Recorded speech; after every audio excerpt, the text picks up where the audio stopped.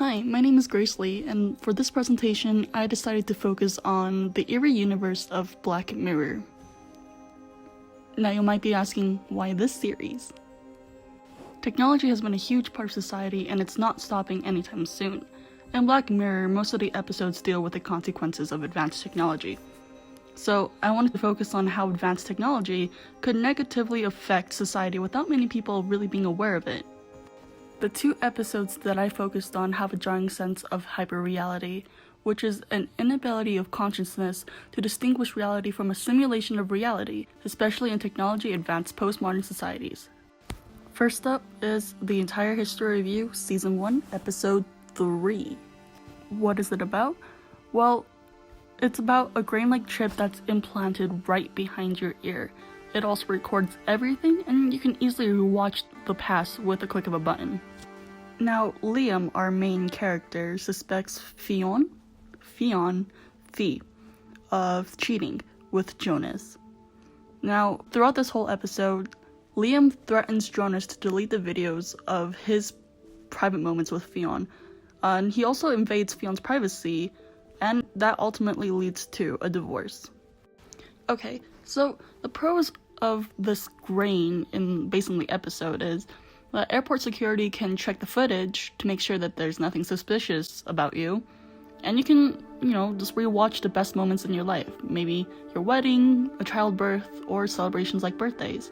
And like me, if you forget someone's name, you can always rewind and save that awkward greeting. And alright, the cons of the grain. People become obsessed to find the truth, and that causes them to stay in the past and they just can't move on. Also, you can delete videos, which could be a pro, because you could get rid of a embarrassing moment in your life, which they didn't really do in the episode. And another con of the grain is it's easy to invade someone's private life with a click of a button. Now this destroys relationships. Liam's obsession to find the truth ruins his relationship with his wife, and his experience reflects today's society by showing how desperate people can be to uncover the truth. The writer of this episode, Jesse Armstrong, thought about how essential forgetting is to successful human relationships, and his statement rings in my head because it's better to forget the painful memories and move on in life. Liam, however, couldn't do that. He was desperate to find the answers, and with the grain allowing him to rewatch videos, it's almost impossible for him to forget the past. This episode is pretty similar to what's happening today. Elon Musk, a technology entrepreneur, has been working with Neuralink to create a brain chip on humans today.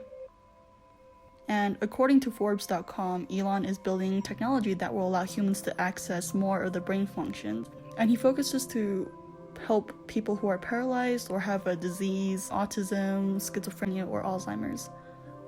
Although he has some pretty great ideas, there are some cons that personally I thought could occur. No one knows how effective this will be because this is something new, and it's possible for data to be hacked and cause some trouble with the computer and possibly the person themselves. And could it lead to the Terminator? Well, probably not, because it'll take a while for Neuralink to be successful. You never know. There was someone special in this episode named Halam. She chose to be grainless, and in this scene, this girl, Colleen, says, half the organic memories you have are junk, just not trustworthy. And I kind of agree with her statement. We are humans and we make mistakes. We aren't perfect. But despite Colleen's comments, Halam has stated that she is happier now, and that made me think about social media. Today, people tend to feel isolated from society, which can cause anxiety, and they don't know how much it affects them. People are constantly comparing themselves to celebrities or people who are living better lives than them, or they're just stuck in the past. And just like videos that are saved in the storage, harmful comments and posts are saved and difficult to forget. According to Time.com, people who chose to take a break from social media have had a greater happiness boost. And I think Halam is a great representation of the people who have chosen to take a break from social media.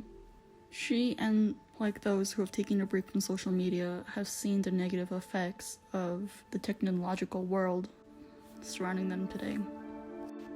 Okay, so the next episode that I really enjoyed was Nosedive, Season 3, Episode 1. And you're asking, why this episode? Well, this episode is about a rating app. Lucy, our main protagonist, works hard to earn high ratings. She acts artificial. She practices smiling and laughing in front of a mirror, which is kind of creepy. She also has this very unique conversation with this woman on an elevator. They talk to each other based on the information they find on social media. And this shows how artificial and fake they are to each other, because in real life, encounters are meant to be more meaningful and genuine, and facts should be known based on memory, but her elevator scene shows how much they don't care about one another and just want to earn the high ratings. Later on, towards the end of the episode, Lucy meets Cherry Jones, a woman who once had a rating of 4.6. However, she now has a 1.4 because her husband had a rating of 4.3, but he also had cancer, and he could not get surgery because his rating was lower. This causes her to realize how screwed up the system was, and thus she is now living her best life, being more honest, and she helps Lucy realize it's better to be more honest. The only pros of this app in Nosedive that I could see was that those who had a ranking of 4.5 or higher had the benefit of getting discounts. Some had 20% discount, and others got to reserve last-minute airplane tickets if they were members of the Prime Flight program with a 4.2 or above. And I don't know, they just got invited to parties with high-ranking people. That's about it. There were definitely a lot of cons of the app in Nosedive. Your job depended on the ratings that you received. People could group together and target one person. For example, person A broke up with person B, but it was a messy breakup, so everyone sides with person B, and person A gets the lowest ratings and they get kicked out of their job. There's also constant comparing, so Lucy constantly looks at other people who has a higher rating than her, and she tries super hard to act more fake and try to fit in. She pretends to be happy, everyone else pretends to be happy, and there's also live reviews, so she can see all the reviews that occur instantly, and society is judging you based on your looks and behavior with this simple swipe of a finger. This relates back to how Nosedive has a sense of hyperreality. Lucy is unable to be honest and true to herself because of the idea that she must have this bubbly attitude in society, or else she won't be able to fit in, get the great houses, get into cool parties, get the benefits.